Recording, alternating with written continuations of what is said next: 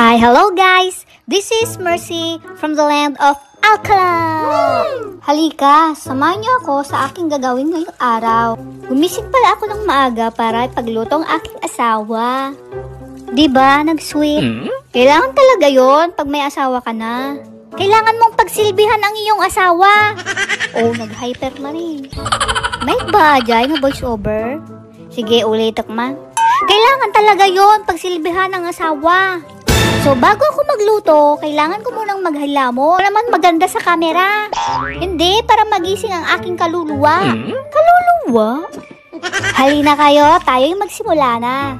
Ang naisip kong lulutuin ay ang tusino. Pag nagpiprito ako ng tusino, kailangan may tubig. Papakuluan ko muna ng tubig. Pero sabi ni Meme, kahit hindi na daw. Pero sa akin, papakuluan ko muna. Tapos, lutuin ko ito ng naka-low fire. O, diba? Low fire? Low fire, low heat. Basta, fire. Makapabagti matan! Okay lang. Hanggang sa may nagsusuporta sa akin, ipagpatuloy mo na yan. Sabi ng aking mga kapatid, sinimulan mo na. Ipagpatuloy mo na O, diin tuloy-tuloy ko. Nya kayo. Ganito pala ang feeling vlogger. Hindi pala basta-basta ang vlogger. Ang hirap din Sa pagbibideo pa lang, mahirap na. Ay, lalo na sa pag-e-edit. Pero okay lang yan. Sabi nga nila, kailangan paghirapan. Isungagrigat tayo niya nga rod. Okay lang kung walang nanonood. Lahat naman nagsisimula sa konti lang. Malay nyo. Malay ko lang. Pero enjoy pala. Enjoy ang pagbablogger. Ay, feeling vlogger pala. Ayan, kiwar lang. Naka-low fire yan. Kasi pag hindi mo makontrol yung fire, maksit ang lulutuin mo. Ay, oo nga pala. Wala pala akong nabiling itlog. Dapat may kasamang itlog yan. Yung babawunin ng aking asawa, kailangan may itlog. Basta nagluluto ako, dapat may itlog. Apay ka na yung mga itlogan. Bukas na lang yon. Mamaya ba ako bibili? Wala na siyang magagawa. Masarap naman ang tosino. Wow! Ayan, natapos din. Kanina pa ako ng kiwar-kiwar dyan. Ayan, ilalagay ko na sa kanyang baunan. Tapos sa akin naman yung maliit. Oh, mamati kayo. Hindi naman ako gaganahing kumain kung wala akong kasama. Kaya konti lang aking kinakain. Ayan, magsasangag naman na ang person. Wow! Isasangag ko yung tira namin kagabi. Kasi sayang, madami pa man din yun. Mahal-mahal ng bigas. Kaya dapat walang tapon. Kailangan talaga walang tapon. Kasi sa panahon ngayon, bawat butil ay mahalaga. Mamati kayo Oo, sobrang mahal na ngayon ang bilihin. Madami akong natututunan. Madami ding adjustment. Hindi ka na dalaga, girl. Nag-e-enjoy na ako sa pagbo-voice over. Feeling ko, vlogger na talaga ako. Nagugulat na siguro ang aking mga magulang sa mga ginagawa ko. Kahit dakpay nga ta. Hagtaktaka kayo siguro. Apay ta nga post na nga post. Hala, kaadda kwarta na ditoy. Diba? Nag-isip ka yun. Nagtratrabaho lang ako. Kasi alam nyo naman ang nangyari. Pero sana maibalik yun. Kasi mahirap pag walang trabaho. Kaya ngayon, nagpo-focus ako sa pagda-vlog. Hindi natin alam ang kapalaran ng bawat isa. Wala namang masama kung subukan ko.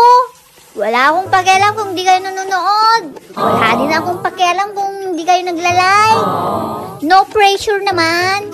Bahala na si Lord. Alam kong lahat may purpose. Kaya yung mga solid kong supporter, parang ang dami ng supporters, no? Basta, alam ko yung mga nagre-react at nagko-comment sa akin post.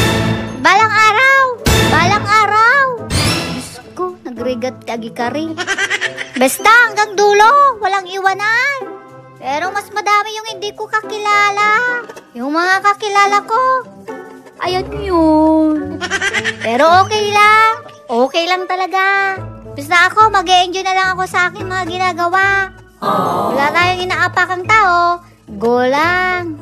Kasi ang motto ko sa life, think only for the best, work only for the best, and expect only for the best. Wow. Diba, best? Yung nakaraang vlog ko, grabe, ang daming nag-follow sa akin. Wow. Hindi ko kayo maisa-isa. Maraming salamat. Huwag kayong mag-alala. Pag may time ang person, babalikan ko kayo. Ayan, hindi na ata matapos-tapos ang aking hugasin. Masarap din sa feeling ang pagsilbihan mo ang iyong asawa. Kasi alam ko, pagod na pagod yun. Tapos kung siya pa ang magluluto, kawawa naman. Diba? Nag-sweet matan. Pero sweet din naman siya. No, mamati kayo ah. Oo, sweet talaga siya.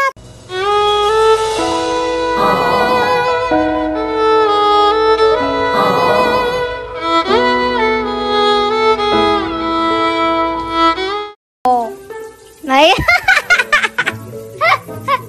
kikiligin na umuton. Diba? Nag-sweet.